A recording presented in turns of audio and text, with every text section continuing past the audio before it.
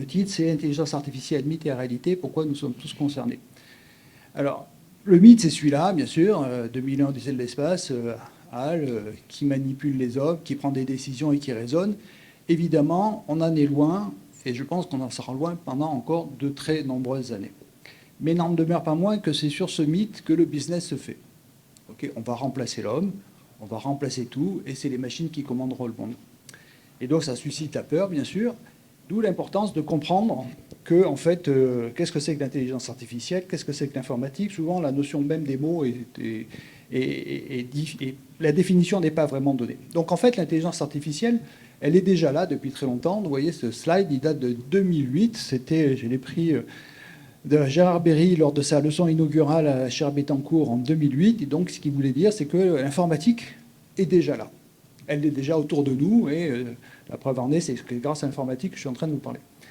Donc, c'est pas nouveau.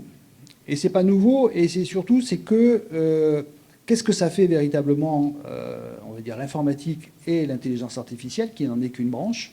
En fait, il faut définir qu'est-ce que ça fait, qu'est-ce que ça fait pas. Ça étudie des mécanismes de l'intelligence, entre guillemets, qu'est-ce que c'est que l'intelligence, en modélisant par des algorithmes, en les expérimentant sur des calculateurs, d'où la notion de numérique, afin de mettre en œuvre automatiquement des capacités de contrôle, de planification, etc.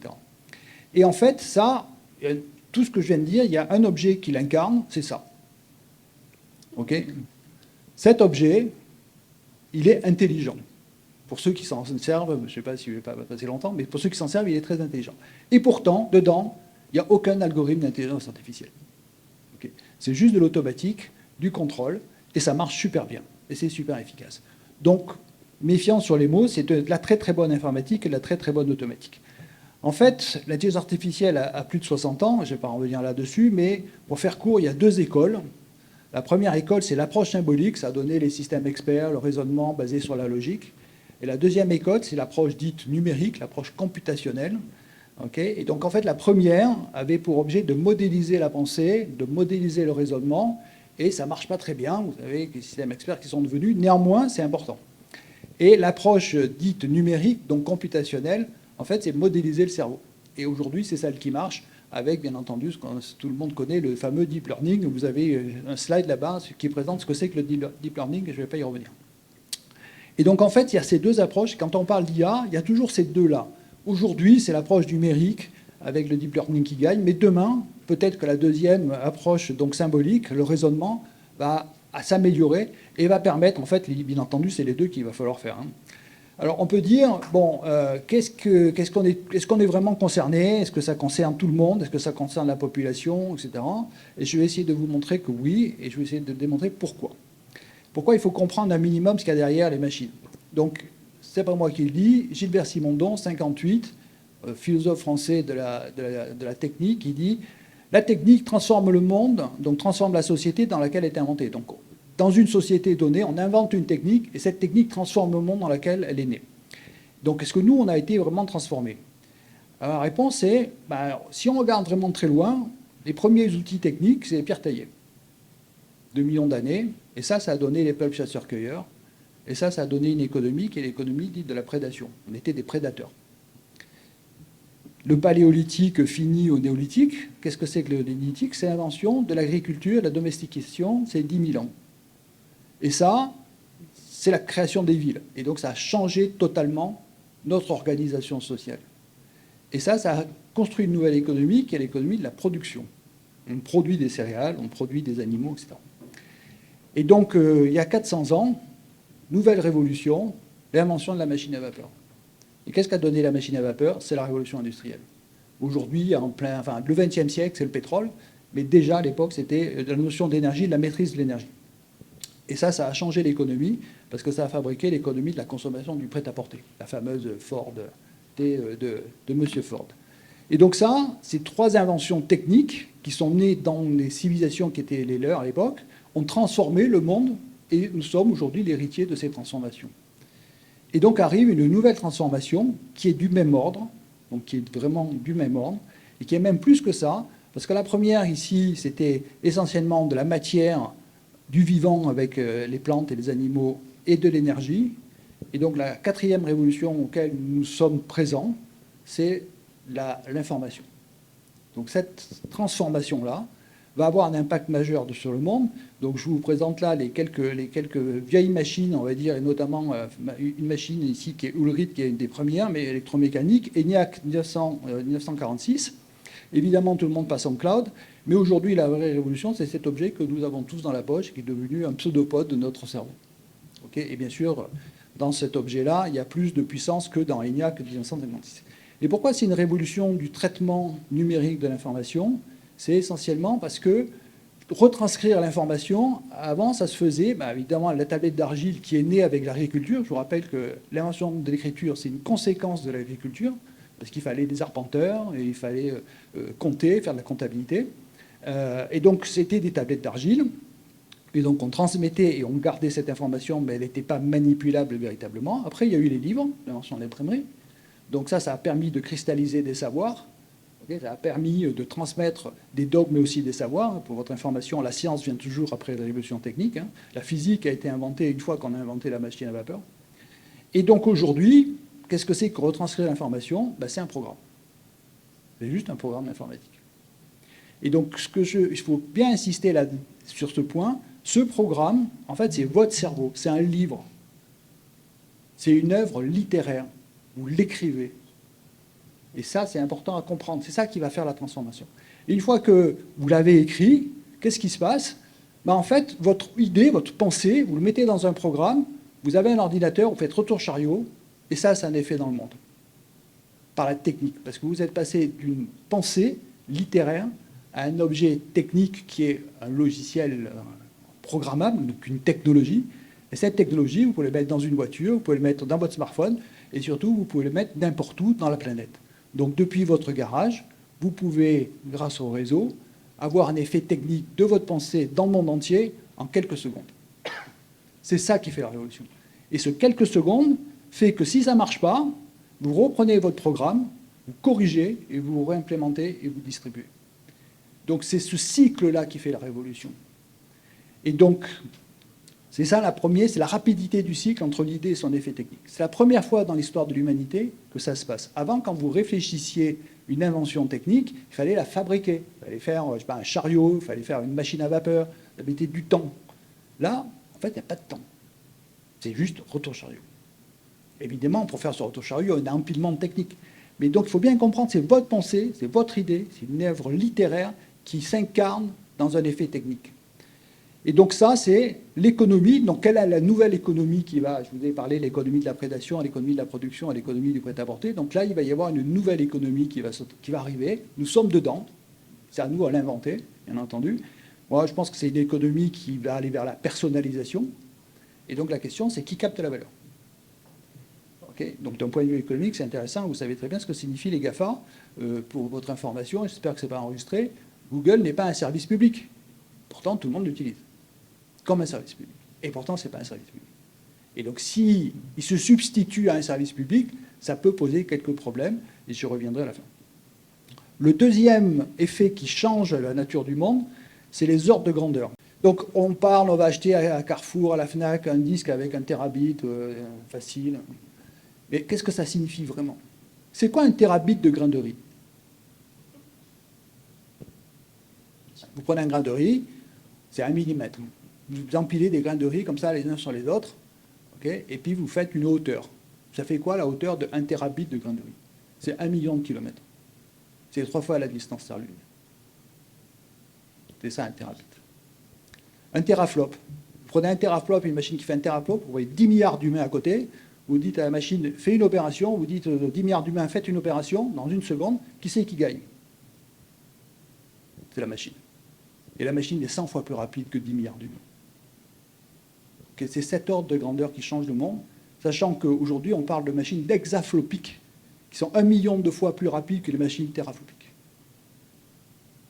Donc ça signifie que ça change la nature du monde. Là, je donne l'exemple d'un réseau de neurones qui a 176 milliards de paramètres. 10 milliards, ça signifie une connexion entre un nœud et un autre nœud. C'est juste ça que ça signifie avec des multicouches. Et donc, on n'arrête pas. Évidemment, tout ça consomme de l'énergie. On n'a pas le temps de revenir sur ce sujet. Mais ce qui est important, c'est que c'est monstrueux. Monstrueux. Et c'est ça qui fait que, comme c'est monstrueux, ça change la façon dont il faut poser les problèmes. C'est monstrueux au sens, c'est monstrueux pour nous en tant qu'humains. Pas monstrueux en tant que tel, mais c'est monstrueux pour nous en tant qu'humains. Et donc aujourd'hui, on essayait d'être intelligent, de réfléchir, de raisonner, de poser. Peut-être demain, vu ces machines, ça ne sert à rien. La notion de recherche exhaustive dans des espaces de grande dimension devient envisageable. C'est-à-dire aujourd'hui, trouver l'aiguille dans la botte de foin, c'est un retour chariot. Et ça change la façon de penser. Et donc ça révolutionne la façon de concevoir les problèmes, de concevoir le business. Donc la conclusion, c'est que nous sommes tous et toutes concernés. J'insiste sur le tout, parce qu'il n'y a pas assez de femmes dans la tech, on va dire, il n'y a pas assez de femmes dans le monde de l'IA, il n'y a pas assez de femmes dans le monde de l'informatique, et donc ce sont les hommes qui construisent l'algorithme, et donc ils sont biaisés. OK?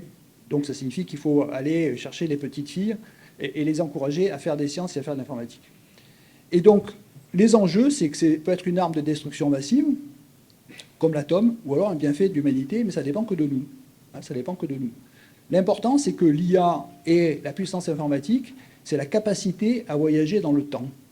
Qu'est-ce que ça veut dire, la capacité à voyager dans le temps? C'est-à-dire que je simule, par calcul, un futur, et en fonction de ce que j'ai simulé, j'ai une rétroaction en espace et dans le temps sur le présent. C'est extraordinaire. Je peux devenir devin. C'est une puissance fabuleuse.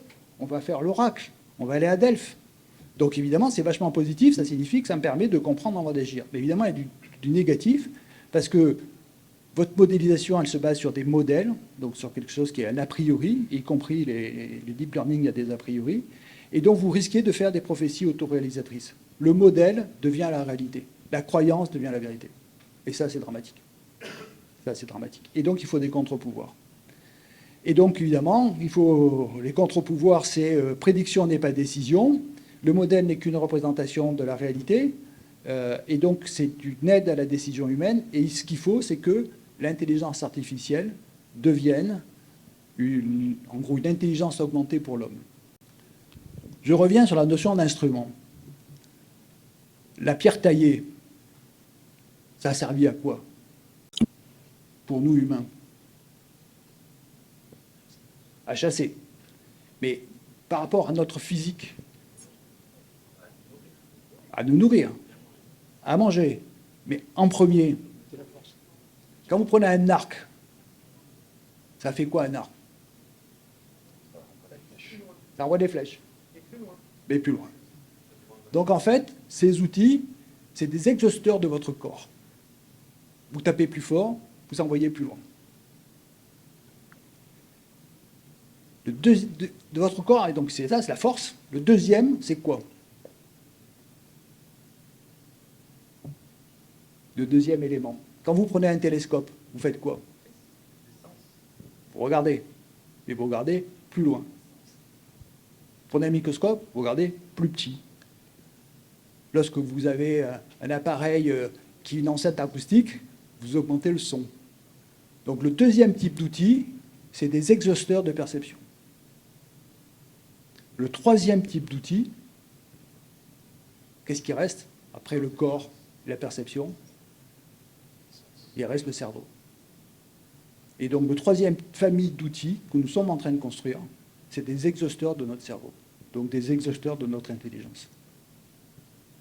Et donc, c'est à nous, c'est à nous à le définir, c'est à nous à construire ce futur. On est dedans, on est dans cette révolution. De toute façon, quoi qu'il arrive, elle est là. Vous ne pourrez pas faire machine arrière. Et jusqu'à présent, entre nous, toutes les boîtes d'informatique, notamment les GAFA, ont toutes gagné les combats qu'elles ont menés. Toutes. Le plus emblématique, c'est SpaceX. Bien sûr, la NASA et le gouvernement américain lui a donné beaucoup de pognon pour qu'il le fasse. Ils ont changé la nature et la façon dont concevoir les problèmes. Chez Ariane Espace, à l'époque, quand je connais bien le sujet, on me disait c'est impossible de faire revenir un lanceur. C'est impossible. Lui, il l'a fait. C'est pas lui, bien sûr, qui l'a fait. Okay, c'est les gens qui l'ont fait. Mais pourquoi? C'est parce que c'était un informaticien. Et ce n'était pas un monde de la physique, ce n'était pas un monde des pétards, ce n'était pas un monde des poudres. Et donc, il a changé le problème, et donc il a réussi. Et donc maintenant, on court derrière. Et c'est vrai pour les autres. Et donc, d'où l'importance de la formation au numérique face aux enjeux économiques, juridiques, culturels, éthiques. Il faut que tout le monde sache ce qu'il y a derrière et ouvre la boîte. Et donc l'IA doit être au service de l'homme et de son projet politique, mais notre projet collectif démocratique Il n'est pas partagé par tous. OK? Il n'est pas partagé par tous. Vous avez que regarder ce qui se passe dans l'Asie, dans certains pays, ce n'est pas partagé par tous. Et donc, ça peut être une arme de destruction massive. En tout cas, de contrôle massif. La force de Sofia, et pour ceux qui le savent, j'étais un acteur, puisque j'ai dirigé le centre de Sofia pendant 12 ans. J'ai été un des acteurs de la réussite de l'IDEX, donc je connais bien le site. Donc ça signifie que le site a un très bon potentiel. Le défaut du site, et je parle, il n'y a pas de politique ici, c'est qu'il y a 4 marques mondiales. Il y a Nice, il y a Cannes, il y a Grasse et il y a Sofia. Chacun considérant qu'il est roi du pétrole et qu'il va y arriver tout seul. Et donc ça ne marche pas. Okay. L'union fait la force. Vu de Shanghai, si vous êtes à l'étranger, okay, vu de San Francisco, quand vous parlez de la baie, okay, vous ne regardez pas si Menlo Park, Palo Alto, on s'en fout, c'est la baie. Et donc ici, on a ce qu'il faut pour le faire, il faut juste qu'on s'aligne et qu'on travaille ensemble. Voilà. Une fois que vous avez travaillé ensemble et que vous avez une marque qui profite à tout le monde, dans ces cas-là, vous êtes attractif. Il se trouve que moi, je suis arrivé en 84 sur le site. Le point plus compliqué, c'est faire venir des chercheurs. Parce que quand vous voulez faire venir des chercheurs, il y a un environnement, c'est un écosystème. Moi, je crois beaucoup aux écosystèmes. La force d'un écosystème, c'est chacun a besoin de l'autre pour se nourrir. Chacun est différent. Et il y a une espèce de coopétition, mais à un moment donné, ça se régule. Et s'il y a des acteurs, à un moment donné, qui sont suffisamment, qui ont une vision pour arriver à réguler les écosystèmes, alors bingo, ça gagne. Il s'est trouvé que, dans une période, on a réussi à le faire. Avec la French Tech aussi, puisque j'étais très impliqué dans la French Tech, on a réussi à positionner le territoire sur quelques marqueurs territoriaux, enfin, nationaux, voire internationaux. Maintenant, à vous à continuer, quoi. Alors ben ça, l'IDEX, c'est 2016. OK, voilà. Et bon, il a fallu labourer le terrain quand même avant, hein, parce que je veux dire.